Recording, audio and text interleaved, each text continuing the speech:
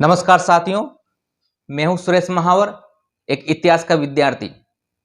आज मैं एक वीडियो लेकर आया हूं जो इतिहास के किस्से कहानियों और विवादास्पद से संबंधित है।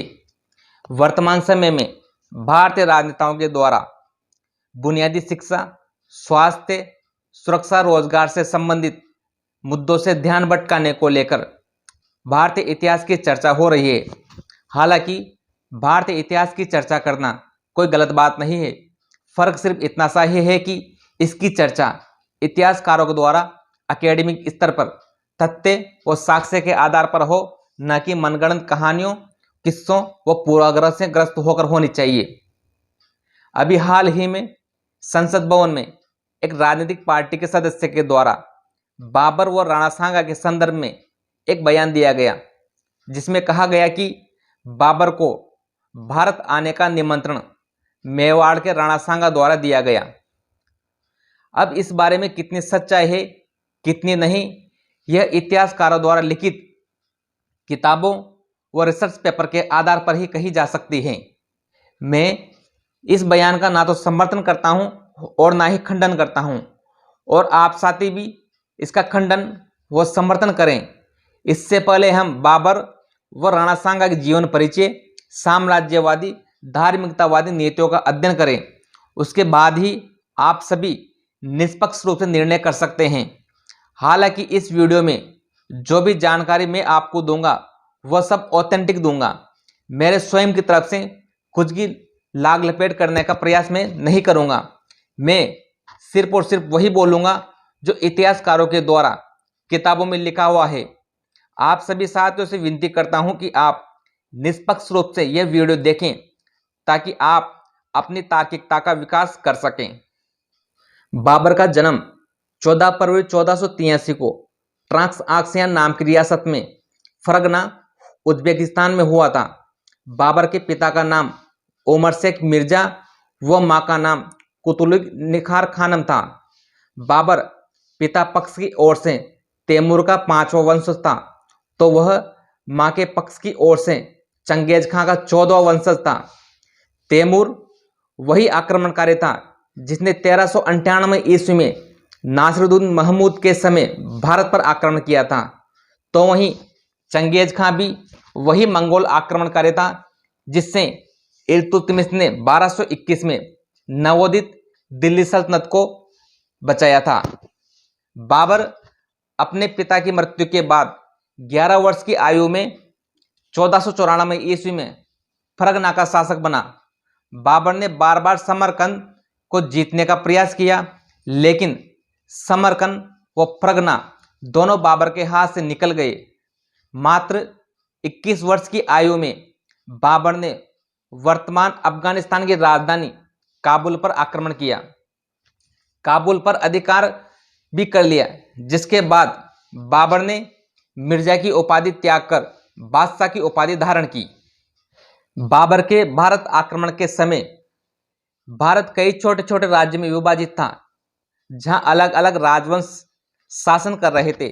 बाबर अपनी आत्मकथा बाबरनामा में 5 मुस्लिम राज्यों बंगाल, दिल्ली, मालवा, गुजरात एवं बहमनी, तो वहीं 2 हिंदू राज्यों मेवाड़ और विजयनगर का उल्लेख करता है। अब बात करते हैं कि मेवाड़ के राजपूत शासक राणा सांगा की, जो रायमल के पुत्र थे। राणा सांगा को 12 अप्रैल 1482 को रतन कुंवर ने जन्म दिया था।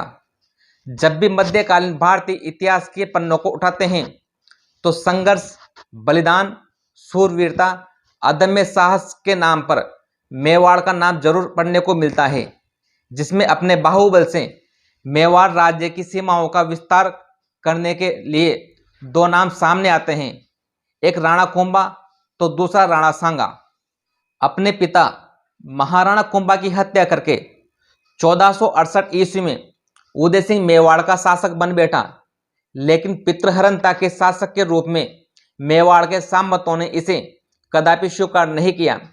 सामंतों के आपसी सहयोग से कुंभा के छोटे पुत्र रायमल को शासक बनाया गया।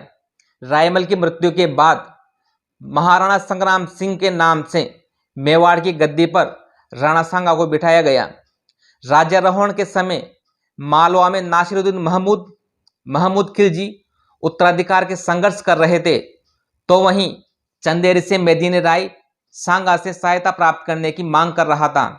इसी समय गुजरात में महमूद बेगड़ा का शासन था, जो पुर्तगालियों से संघर्ष कर रहा था। अब परिस्थितियां ऐसी बनी कि राणा सांगा अपने साम्राज्य का विस्तार तो करना चाहता था, तो वहीं वह दिल्ली सल्तनत में इब्राहिम लोदी शासक बन बैठा। इब्राहिम लोदी के छोटे भाई जलाल खां लोदी के उत्तराधिकार संघर्ष शुरू हुआ। दिल्ली सल्तनत की इस अव्यवस्था का फायदा उठाकर राणा सांगा ने राजस्थान के पूर्वी क्षेत्रों को जीतकर अपने मेवाड़ राज्य में मिला लिया। अब परिस्थितियां ऐसी बनी कि मेवाड़ में राणा सांगा, दिल्ली में इब्राहिम लोदी, पंजाब में दौलत खां लोदी, लाहौर दीपालपुर तक बाबर जैसी साम्राज्यवादी ताकतें आपस में संघर्ष करने को आतुर हो गई। इसी दौरान बाबर ने पेशारपुर, सियालकोट, लाहौर, दीपालपुर पर 4 बार भारत पर आक्रमण किए। राणा सांगा ने दिल्ली सल्तनत के सुल्तान इब्राहिम लोदी को 2 बार पराजित किया। दोनों के बीच संघर्ष का कारण एक यह भी था कि सुल्तान इब्राहिम लोदी मालवा पर अपना प्रभुत्व स्थापित करना चाहता था, तो वहीं इसके लिए राणा सांगा को पराजित करना जरूरी था, क्योंकि राणा सांगा भी मालवा में अपना प्रभाव स्थापित करने के लिए प्रयत्नशील था। 1517 और 18 में सुल्तान इब्राहिम लोदी ने ससन्य कार्रवाई करके मेवाड़ पर चढ़ाई शुरू कर दी। राजस्थान के बूंदी जिले के निकट खातुले नामक स्थान पर राणा सांगा व इब्राहिम लोदी के बीच भीषण युद्ध हुआ, जिसमें सुल्तान इब्राहिम लोदी की पराजय हुई तथा राणा सांगा द्वारा एक लोदी वंश के राजकुमार को बंदी बना लिया गया। हालांकि इतिहासकार डॉक्टर BN राय का कहना है कि यह युद्ध हुआ ही नहीं, क्योंकि दोनों शासकों के पास युद्ध करने का पर्याप्त समय नहीं था। अब असली विवादों की कहानी यहीं से शुरू होती है कि जब राणा सांगा इब्राहिम लोदी को 2 बार पराजित कर चुका था, लोदी वंश के राजकुमार को बंदी बना लिया था, तो राणा सांगा ने 1526 तक दिल्ली व आगरा पर कब्जा क्यों नहीं किया, क्योंकि स्वयं राणा सांगा भी साम्राज्यवादी महत्वाकांक्षी शासक था। 1518 से लेकर 1526 तक बाबर के भारत आगमन तक राणा सांगा ने न तो दिल्ली पर राज किया और न ही आगरा पर राज किया, और तो और इब्राहिम लोदी ने राणा सांगा की अधीनता भी स्वीकार नहीं की, बल्कि इब्राहिम लोदी दिल्ली का सुल्तान बना रहा। अब भारतीय इतिहास में विवादों का सिलसिला यहीं से शुरू होता है कि बाबर ने तुर्की भाषा में एक अपनी आत्मकथा लिखी, जिसका नाम था तुझके बाबरी, जिसे वाक्यात ए बाबरी के नाम से भी जाना जाता है। बाबर ने अपनी आत्मकथा में लिखा है कि मेवाड़ के राणा सांगा ने ही बाबर को भारत पर आक्रमण करने का निमंत्रण दिया था। पंजाब के सूबेदार दौलत खां लोदी व इब्राहिम लोदी के चाचा आलम खां लोदी ने भी बाबर को भारत पर आक्रमण करने का न्योता भिजवाया था। बाबर यहीं से राणा सांगा पर आरोप लगाते हैं कि राणा सांगा ने कहा था कि जब भी दिल्ली सल्तनत पर पानीपत के युद्ध में आक्रमण किया जाए तो राणा सांगा भी अपनी सेनाओं के साथ आगरा पर धावा बोलकर कब्जा कर लेगा। इस बात का राणा सांगा द्वारा आश्वासन बाबर को दिया गया। इस प्रकार के आरोप का उल्लेख बाबर अपनी आत्मकथा बाबरनामा में करता है। अब्बुल फजल भी कहता है कि राणा सांगा बाबर से पत्र व्यवहार करता था। रसब्रुक, विलियम्स, लेनपुल जैसे इतिहासकार भी इस बात की पुष्टि करते हैं, लेकिन गोपीनाथ शर्मा जैसे विद्वान इस बात का खंडन करते हुए संदेह व्यक्त करते हैं। लेकिन जब बाबर ने भारत पर आक्रमण किया तो इब्राहिम लोदी व बाबर के बीच 21 अप्रैल 1526 को पानीपत का युद्ध लड़ा गया। इस युद्ध में बाबर की विजय हुई व इब्राहिम लोदी पराजित होकर मारा गया। युद्ध मैदान में मरने वाला यह दिल्ली सल्तनत का पहला सुल्तान था। इस युद्ध के बावजूद राणा सांगा ने बाबर की कोई मदद नहीं की और ना ही आगरा पर कब्जा किया, क्योंकि राणा सांगा इस विचार में था कि बाबर एक लुटेरा है और यहाँ धन दौलत लूटकर वापस चला जाएगा। जिस प्रकार पहले भी तुर्की, अरबी, मंगोल जैसे आक्रमणकारी पहले आए और यहां से धन संपदा लूटकर भाग निकले। अब यहीं से समस्या शुरू होती है कि बाबर ने दिल्ली विजय कर भारत में स्थायी रूप से रहने का विचार बना लिया, जबकि मेवाड़ का शक्तिशाली शासक राणा सांगा तो दिल्ली का चतुर शासक बाबर भी मौजूद था। दोनों ही शासक दुर्विरोधी थे। दोनों ही शासक भारत में शासन करे तो कैसे करे, क्योंकि राणा सांगा भारत के शक्तिशाली शासकों को पराजित कर अपनी ख्याति अर्जित कर चुका था, तो वहीं उसके समान ही साहसी पराक्रमी जहरुद्दीन मोहम्मद बाबर था। इस कारण दोनों में युद्ध होना स्वाभाविक था। 17 मार्च 1527 को आगरा से 40 किलोमीटर दूर भरतपुर की रोपवास तहसील में राणा सांगा व बाबर के बीच भीषण युद्ध हुआ, जिसे भारतीय इतिहास में खानवा का युद्ध भी कहते हैं। इस युद्ध से पहले बाबर ने सैनिकों का मनोबल बढ़ाने के लिए जिहाद का नारा दिया था। मुसलमानों पर लगने वाला तमगा कर, जो मुसलमानों पर लगने वाला एक व्यापारी कर भी था, को समाप्त करने की घोषणा की। आज के बाद बाबर कहता है कि कभी भी सैनिकों के सामने मैं शराब नहीं पीऊंगा, क्योंकि बाबर भारी मात्रा में शराब का सेवन करता था।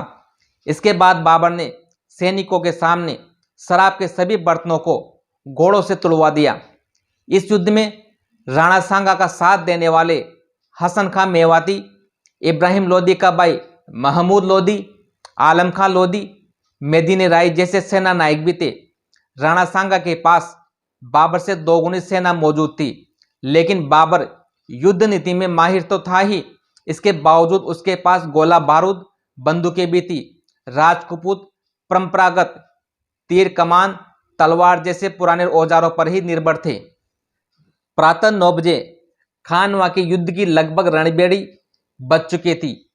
सांगा की सेना ने मुगल सेना के दाहिने दल पर धावा बोलने का आदेश दिया।